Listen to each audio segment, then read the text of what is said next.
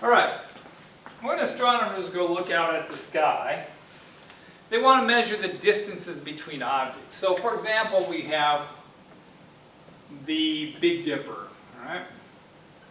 7 stars that you can see in the sky. If you're down here, this is your eye, right here.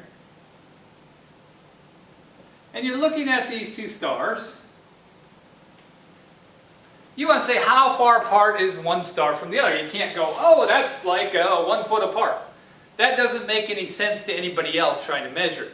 What you're really doing is you're looking from one star and you're looking to the other, and you're really measuring the angle between these stars. We're going to call that angle theta. And so when you measure the distances on the sky you're really measuring angles. How far is the sun from the moon? Or how far are the planets from the moon and the planets from different stars? You're measuring the angle between them on the sky. Now, in a circle, we're going to do everything in degrees. So 360 degrees is equal to 1 circle. Why 360? Remember, you got to think about, why did we come up with this? Where did this come from? You've just always been taught, oh, there's 360 degrees in a circle. Well, the truth is, this goes all the way back to the Egyptians. The Egyptians were obsessed with the number 60, which is also why we have 60 seconds in a minute, 60 minutes in an hour. And they also came up with the idea with 12 daylight hours, 12 nighttime hours, or a 24-hour day. That all goes back to the Egyptians. Now, the Egyptians knew that the Earth went around the sun. In fact, they knew it took 365 days for the Earth to go around the sun once, or what we would call 1 year. But 365 is not divisible by 60. Remember, 60 was a special number, so they rounded it to the closest one, which is 360. So 360 degrees, they split a circle into 360 individual parts to represent. Remember, back then they didn't think that the Earth went around the sun. They thought the sun was going around the Earth. How far approximately the sun would move? It moves about 1 degree per day across the sky. It takes a whole year to go all the way around. Okay? That's where 360 degrees came from. Now, in astronomy, the angle 1 degree, which you think of as a small number, to us is too big a number. We want to measure tinier angles. We want to measure things that are very accurate. And so we continue with the Egyptian 60s. Why, I don't know, but we've been doing it for so long that it kind of becomes ingrained in the community. We split the degree into 60 smaller parts. We call each of these arc minutes, or often written as a single slash means arc minute. So 1 degree is equal to 60 arc minutes. So if we said this was equal to 1 degree, we would take this and split it into 60 individual parts. Each one of those parts is an arc minute. And then for astronomers, that's still too big of an angle.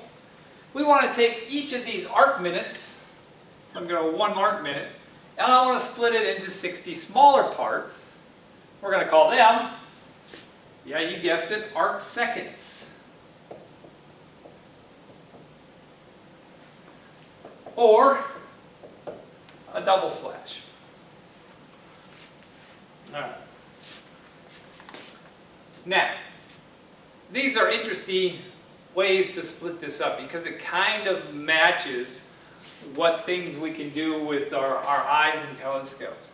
Our eyes, the best they can see, the best resolution, the tiniest angles they can see, is on the order of a couple of arc minutes.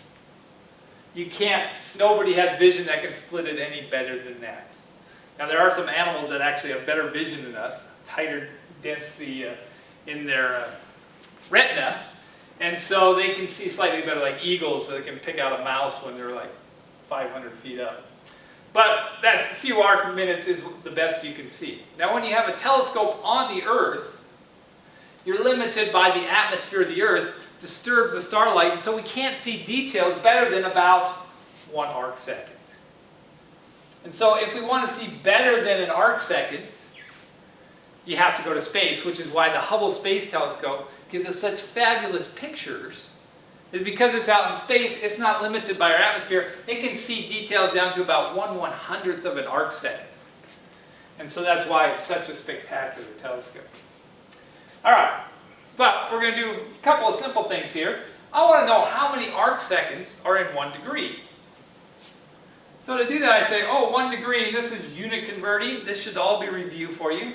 But 1 degree, if I put degrees on the bottom here, when I convert, I'm just going to multiply by a fraction where the top and bottom are always equal to each other. If this is equal to that, then it's like multiplying by 1, because 1 over 1 is 1, 2 over 2 is still 1, 3 over 3 is still 1. So as long as these are equal, we're multiplying by 1. But the top and the bottom will cancel out. So I have degrees, but I look, oh, 1 degree is equal to 60 arc minutes. And so when I multiply that, the degrees cancel out, and I'll be left with arc minutes. But I want it in arc seconds. So I'm going to say, oh, well, 1 arc minute is equal to 60 arc seconds. And the arc minutes cancel, and you'll be left in degrees. But 60 times 60 is 3,600. So there are 3,600 arc seconds in 1 degree. Which means, I can't draw that small, but if I could take my 1 degree here and split it into 3,600 equal parts, each of those would be an arc second. So an arc second is a very, very, very tiny angle. That's where astronomers are trying to measure their details, about in the 1 arc second range. Or better, if you have better telescopes than that. All right. When you go outside at night and you see the moon, the full moon,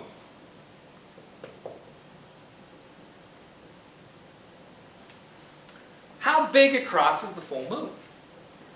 Meaning, what is this angle that the moon subtends at night when it's a full moon? You can do it when it's not a full moon, but you have to see the whole thing. I want the diameter of the moon. Well, most people, when you ask them, will say, oh, it's like 2 or 3 degrees across. The truth is it's not that big. The moon is only a ½ a degree across. It seems bigger because at night the full moon is very bright. And our brain associates bright with big. So we say, oh, that's bright. We think of it as bigger than it actually is.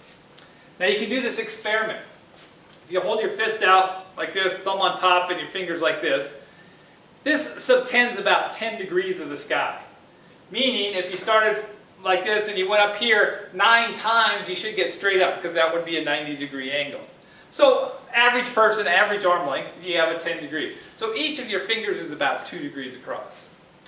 Which means, even your tiniest finger, like your pinky, can cover the full moon when you extend your arm out. In fact, it can cover it more about 3 times. So when you think about it, the moon is really small. It's much smaller than your pinky held at arm's length. Now what about the sun? Well, we realize the sun in our sky is also a ½ a degree across. Which is why we have really cool eclipses, because the moon and the sun are almost exactly the same size. So when the moon covers the sun, you can see all the details around the edge of the sun, and it only lasts for a couple minutes because they're about the same size. And you have these spectacular total solar eclipses. That is just pure luck, by the way. Meaning, the sun in size is 400 times bigger than the moon. Meaning it takes the moon 400 of those to go across. But the moon is almost exactly 400 times closer, so to our sky it makes them the same size. Now the moon is currently getting further away from the Earth, a little bit, it's not very much, all the time. And as it gets further away, it's going to appear smaller to us. So millions of years from now, the moon is not going to be big enough to cover up the sun, and we won't have total solar eclipses anymore. We'll have something called annual eclipses, which we'll talk about later. So we're kind of lucky right now that we live at a time when the moon and the sun are exactly, or close to being the exact same size in our sky. All right, so this is angles.